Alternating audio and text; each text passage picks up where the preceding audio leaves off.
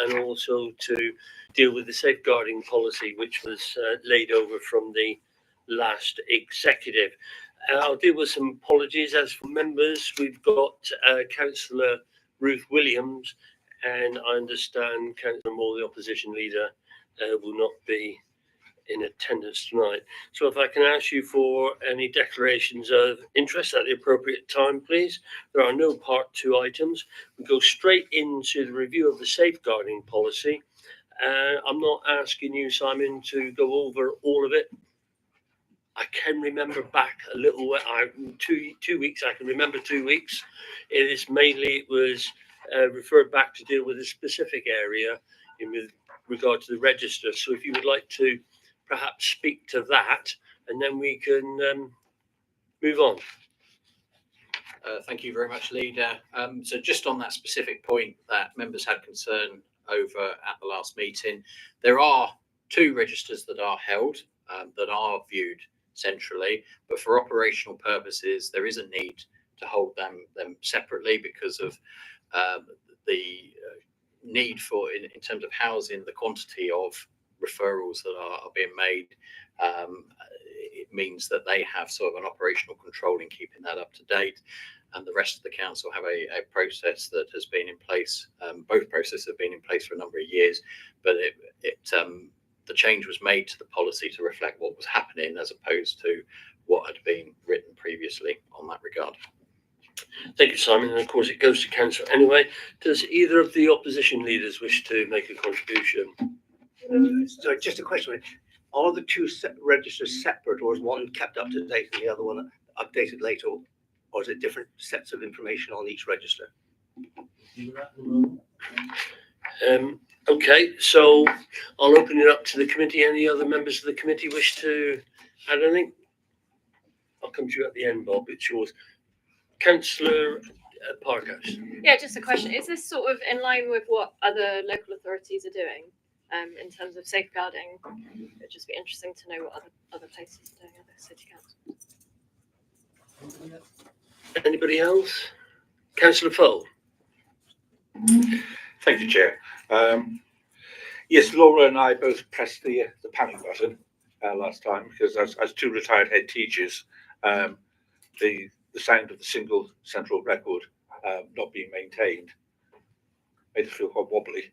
I think the correspondence we've had with David Bartram would indicate that all is well and all is safe.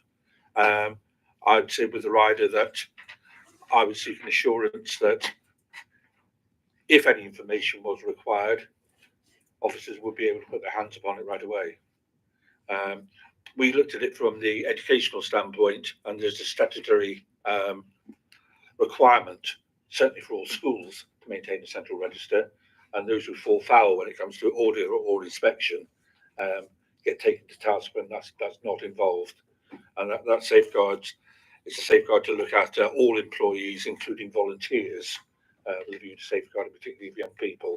But the assurances from David have eased our minds, as long as we can have that assurance that should any information be required from central registers, it will be available. Okay, thank you. So, Simon, there's a couple of questions there that if we can deal with quickly. One from Councillor Mitchell mentioned, and about are we any different to any other local authority in our position? So through you, Chair, the answer to Councillor Mitchell's question is yes, both registers are kept up to date all of the time, and they can be viewed at any time. And in fact, the contents of them, are discussed as part of the Safeguarding Representatives Group, which meets on a regular basis. In terms of, so we're part of a Pan-Devon safeguarding group, which includes the County Council. And there is continual sharing of best practice in this regard, and a number of things that we have decided to bring in to the wider policy are as a result of things that we have picked up from other authorities in terms of best practice. Okay, thank you, Simon. And I think it is important that we have the clarification. Safeguards is an important issue. We have to deal with it properly, and so we appreciate you dealing with that in that way. So we've got a recommendation. I'm going to move the recommendation from the chair. Can I have a seconder, please? All those in favour? That's unanimous, Chair. That has been carried. Thank you. So we now move on to item 5, which is the Community Grants Programme 24-25. This is a proposal, and there's a series of recommendations there, which are also caught. 2.1 refers also to 8.6, which there is on pages 39 and 40, a series of recommendations. 11 further points to be made. So, as 2.1 says that we accept all the 11 recommendations, I need to put to you now that from the chair, I'm moving a couple of amendments to the proposals. And the first one is to, if we take it down through page 35, 2.6. That's the first one, sorry, Chair. Okay, I'll go to, because this is what confused me when I was talking to the other members earlier on. So we'll deal with the recommendation 10 of 8.6, which is on page 40. So effectively, all of 10 comes out on the existing and is replaced with, it is proposed to use an earmarked reserve in the general fund, which is no longer required for its original purpose, to provide a one-off grant of £75,000 to the CAB. I'm on the right one, am I? Is it behind? It's behind you. To the CAB. This will allow officers to work with the CAB on transitional arrangements. And then the other amendment, which is now to 2.6 on page 35, to delete all of 2.6 on page 35, to read, allocate the remaining £760,000 to a general budget under Community Grants Programme and delegate authority to the portfolio holder and the Director of Culture, Leisure and Tourism to allocate the additional available funding from the Neighbourhood SIL Reserve to fund Wellbeing Exeter Enhanced Model to continue community building within Pinnow and St James wards, which are the areas in the city subject to the greatest housing development. So John Paul Hedge will talk to the paper, and he's got James Bogue with him. They will sort of most probably go through some of that, and obviously the portfolio holder will add to it as well in it. So I'll first come to you, John Paul, if you'd like to speak to the paper, please. Thank you, Chair. I think it's clear to see it's a very detailed paper that navigates some incredibly complex areas. I'd like to thank Joe Yellen, my fellow director, who spent such a lot of time on this, going through and is the author of the report. She's brought incredible clarity, I think. I don't plan to go through the paper, but would like to bring your attention, Chair, to some key points. On the grants aspect, I think the recommendations will enhance the way the council helps our communities through its grants programme and aligns it with our strategic priorities as a council. I'm also pleased about bringing clarity to the next stage around Wellbeing Exeter. As I say, it's quite a detailed report, as it rightly needs to be, but behind the figures, there's been some quite transformation of lives behind it and key support to people who need it. Uncertainty has meant it's been a really difficult time for the staff at Wellbeing Exeter over the past couple of months. You all know that they're delivering at the heart of communities in some really difficult personal circumstances. I know a lot of them will be watching this meeting tonight, so I'd just like to express my thanks to them and my team, including James, who's here, and Gary, who've been at the forefront of that work and bringing it here to you today. Under risks, I wanted to flag around point 10 that this means budget planning must take place on an annual basis with regular reviews. So to be really clear, there's no multi-year commitments or contracts within this plan. So probably around this time next year, or hopefully slightly earlier, we're likely to bring Wellbeing back to members for an update. Also, for clarity, on page 42, you'll see a diagram The text underneath it is correct.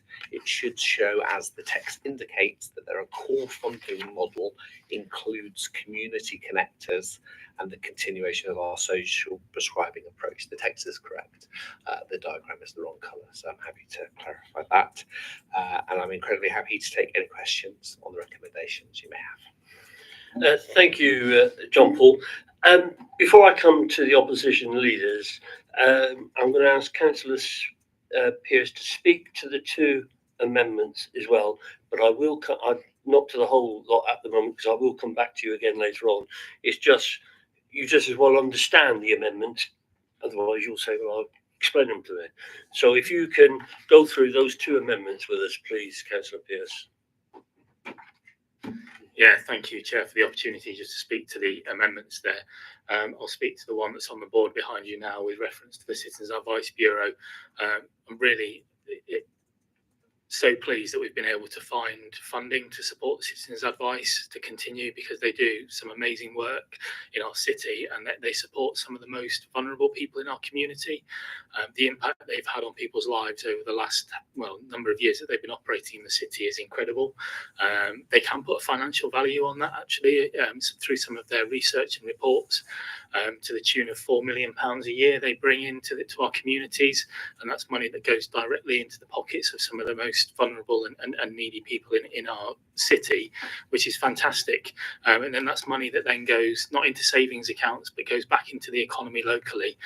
So it means that local shops stay open. It means that it's kind of a circular economy thing.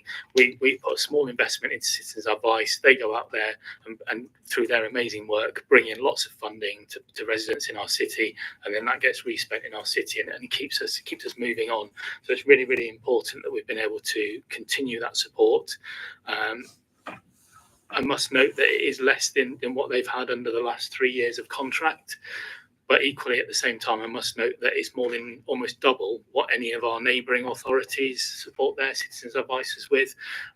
So we're still delivering for the people of Exeter as much as we possibly can do in terms of value, and as a cash amount in that investment. So really, really pleased that can continue.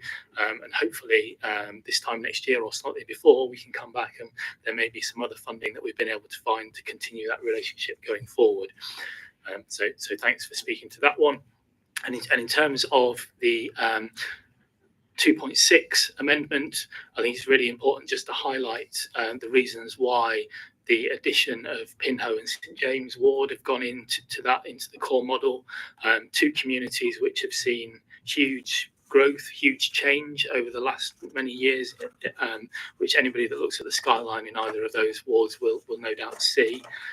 Pinho is kind of one of the major growth points within the city, the other one being southwest Exeter, Alphington and Exminster, which isn't actually within the city council boundary. So that's the reason that's not included in this as an addition. All those thousands of new homes, it looks like that are being built down there, are actually in Teambridge. We know the people from there will ultimately come in and start using our services. So hopefully at some future point, maybe Teambridge Council would want to partner with Wellbeing Exeter to have the amazing resource of a community builder paid for by their council, operating under the same systems that we do in that area. But Pinho has got an amazing amount of growth that's happened and will continue to happen for the short term future. So it's important that as new people are coming in, they don't know anybody, they don't know where the facilities are, they don't know where the community groups are that they can get involved in. So that's why it's vital that they continue to have a community builder based there. Likewise with St James, there's been an amazing amount of development there. There's an incredibly transient community there, people often living just for 9 months or a year at a time. So it's to develop a model of community cohesion like we see all across the rest of the city is really, really difficult for that to happen just organically.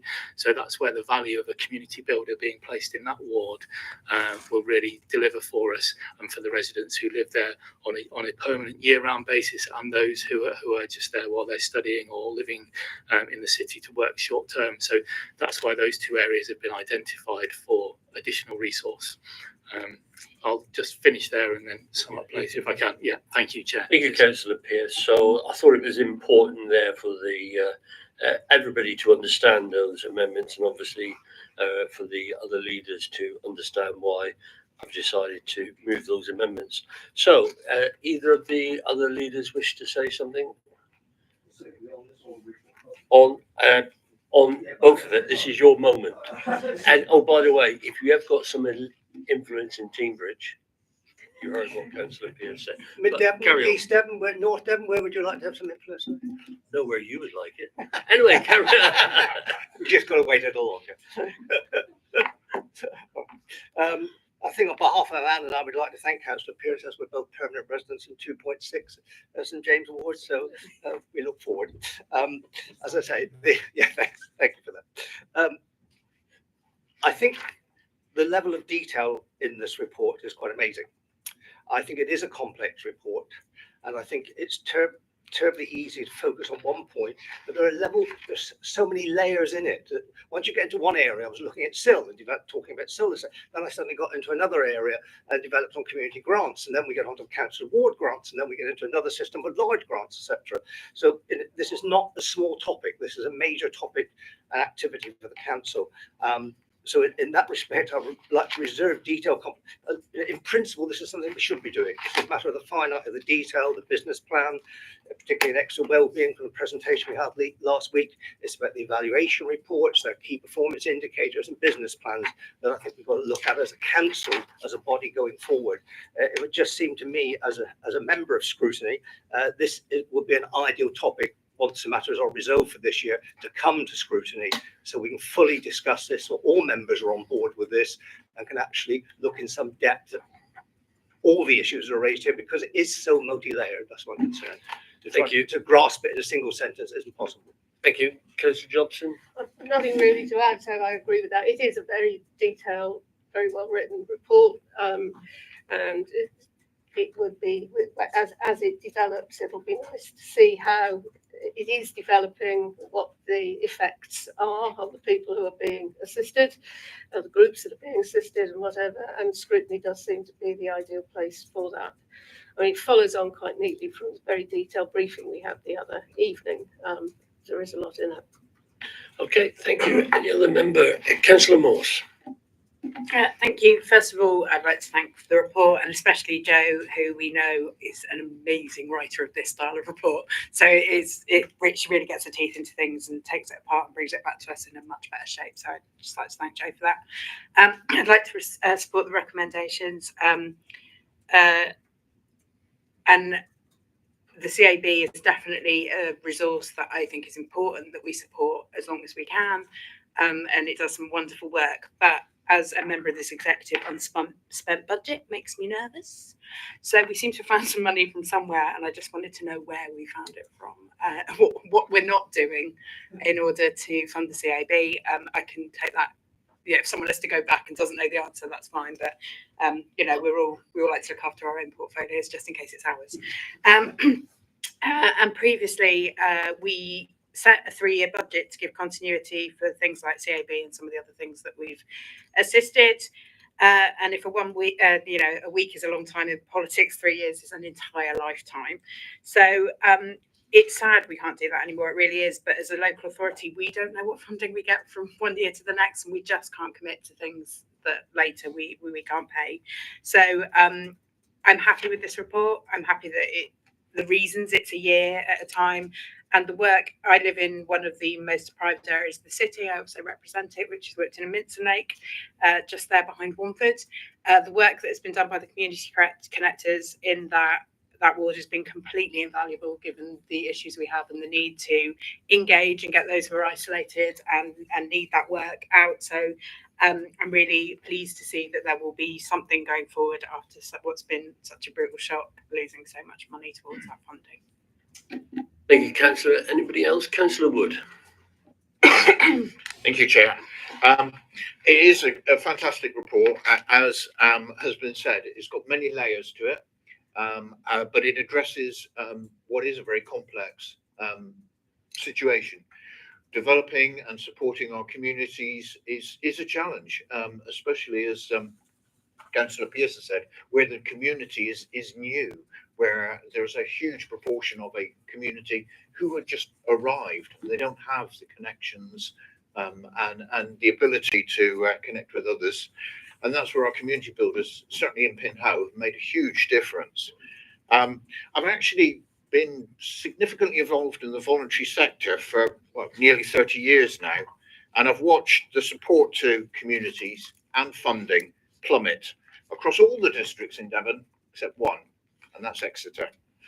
And that was even more noticeable from 2010 for some reason. Something happened in 2010 that made everything go wrong. So 13 years, well, coming on for 14 years of funding cuts meets cost of living and spiraling fuel costs. And a lot of local authorities across the country are struggling, and it's a challenge for us like everybody else. Some have failed. We're not failing. We're not falling over. Exeter is still investing in its communities, and that's something I'm really proud of. So definitely thank you for this report. I'll be happy to support it. Thank you, Councillor. Councillor Denning. Okay, thank you. Thank you. Okay, well, I echo what Councillor Morse and Councillor Wood have said, but I'd just like to say it isn't just about sort of groups that run, and the community builders help as well. It's about small community groups within that are living on the estates. I mean, I've actually managed to get a group up at Broadway Close where they actually on their own, where they did their own gardens, where they did, and they got I think they had £100, and that £100 could have been 1,000. It could have been 10,000. It made such a big difference. And also at Southlands, where they've worked together. The housing team actually helped to build with me a new community room, or they call it the shed actually, because that's more fashionable, where they've actually now had a £350 grant, and they're going to get a small solar panel so they can get their heating in there and whatever. But those tenants are doing it themselves because they have a ward grant, and it helps towards the communities. It helps towards just £350. And I think it was actually Councillor Pearce said, you never know what's going to happen when you give people this money and the difference it makes to their lives. So it doesn't have to be a huge grant. Even 50 quid sometimes really helps communities. And so this report is really important, and I really commend it. Thank you. Thank you. Councillor Wright. Thank you. Absolutely echo what everybody's said, and just one small thing to add about the ward grants. Absolutely important. As you said, it could be £100. It might as well be 1,000. It starts something off, and that's so important.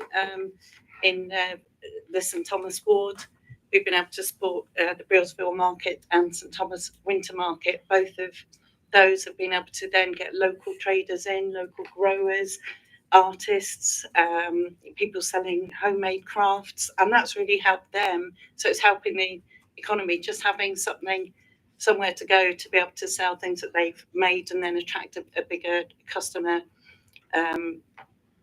area for them. It's just had such a huge impact, not just on wellbeing but economy as well. So totally agree. It could be £100 or £350 to help get a market started off, which is now looking after itself and ticking along, but it has that big impact outside. So very proud that we're able to continue doing all of this. Thank you. Thank you. Okay, Councillor Pearce, do you want to come in at the end here, please? Yeah, thank you, Chair. There's kind of two big elements to this paper that's in front of us tonight. First one being the community grants, and then the other one is the Wellbeing Exeter programme. So I'm going to take them individually, just because we've got plenty of time. Still 20 minutes before the designated finish time. So the first one with community grants. It's amazing to see through this paper how many organisations have actually benefited over the period of the current regime.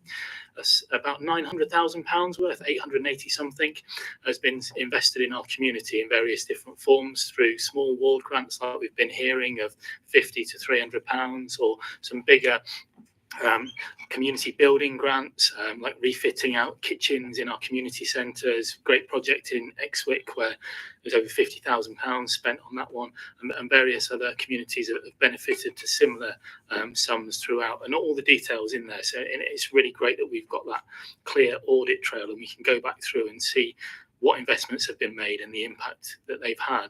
So it's fantastic. So I'm really, really pleased that even with the funding challenges that we've all got in local government currently, we're still able to invest next year an ongoing £155,000 into community grants, which is a fantastic sum of money. And again, I'm going to compare us with our neighbouring authorities. That's more than any of our other neighbouring districts that are putting into their community grants discretionary programmes. So I'm really pleased that we're able to do that, and long may it continue. The second thing is Wellbeing Exeter, and I'm just completely amazed and very thankful that we have managed to find a way to continue Wellbeing Exeter in some form after Devon County Council and all the NHS funding was completely withdrawn. Other partners, they know the value, they've seen the same impact assessments, they've seen the reports over many years and the value that this scheme delivers to our communities, and they've just walked away. They've had to do that. Some sympathy for them, because Devon County Council, like us, have had about 70% of their budget cut over the last 14 years, but they've made different choices about how they're going to prioritise what meagre funds they've got left, and they don't wish to invest in our city through Wellbeing Exeter, their priorities, but we are going to continue to do so. We're not reducing the funding to Wellbeing Exeter at all from where we've been over the period of the contract so far, and that's really important. So we're holding up our end of the bargain, and the redesign has been done in such a way that if any future funding is found, and I extend the offer to Team Bridge again to come in and partner with us for that Southwest Exeter development that's going on, or anybody else that wants to, they can add in small sums of money to kind of like bolt on to the core service, so that we can hopefully once again see cultural connectors in the city, or connectors or builders with other specific remits and roles, to expand on the core work that will be done through the team on the new redesigned partnership. So it's really, and I want to thank as well, while we're on Wellbeing Exeter, the continued investment from Sport England into our city. They've looked at the data, they've looked at the reports, and they've said, yeah, that's fantastic. We were really achieving something dramatic here in Exeter, and they want to continue partnering with us. So we must formally thank them, and hopefully that can continue into the future, long into the future, because this is a sort of project that could live on for the next 10, 20, 50 years and continue to improve and have bigger impacts in our city. This isn't just a short-term, one-year investment. Every interaction, the community builders, the connectors, the community physical activity organisers, every interaction they have improves somebody's life in a really tangible way. So yeah, hopefully this can continue on. So I'm just really pleased that even though some of the partners have completely pulled their funding, they kind of left us with the baby with no bathwater. We've managed to refill that bath and get everything cleaned up and going again. So that's just all I want to say, really. And other than thank you to the officers who've worked really hard on this, and I'm sure Joe's disappointed that she can't be here tonight, but we'll get a second bite of the cherry when this will go to full council, hopefully for approval by all members, and maybe she would want to be there then. Okay, thank you. Cheers. Thank you, Councillor Pearce. And just to say, to the point raised about, and it was a very good question, what was this earmarked reserve? The earmarked reserve that we're using was set aside a number of years ago from the New Homes bonus. This amount was allocated for the roof at Northbrook Gym, but the cost was far in excess of this, and they could not raise the additional funds. Therefore, it is being repurposed for this point. So that was a question that I was anticipating, and I was glad it was asked. And just to say, I think it's very important. And if you do look at the report, in which I do, page 105 of the report is very illuminating, from April 2019. And I'm bound to say that was the portfolio over at the time who initiated this programme at the time, setting aside over £1 million. Just have a look at the total grant spend in the first year of 284,000, and then the second year 259, and then although we had 2022, 23, 165, plus all the additional work that came in during the COVID period. I think it's quite a success when people look at it, an absolute success on what it's done. It is sad that we can't do as much as we always have done, but we are doing, as we did then, as much as we possibly can. And I do not believe we can ever be criticised for doing as much as we possibly can and a bit more. So I think it's a good report. I think it's demonstrating to people in Exeter and maintaining some of those grants. Again, not as much as we'd like to do. Really would like to do a lot more, but we can't. But what we are doing is good. So these recommendations as amended, I will move from the chair. Can I have a seconder, please? All those in favour of the recommendations as amended? That's unanimous, Chair. Those have been carried as amended. Thank you very much. Thank you for attending the meeting this evening, 1 minute to 6. Can we have a shout out for Mark for fixing these as well? Yes, well done, Mark. Yeah, because when everybody was saying, I echo, and I thought to myself, I can't hear an echo anywhere.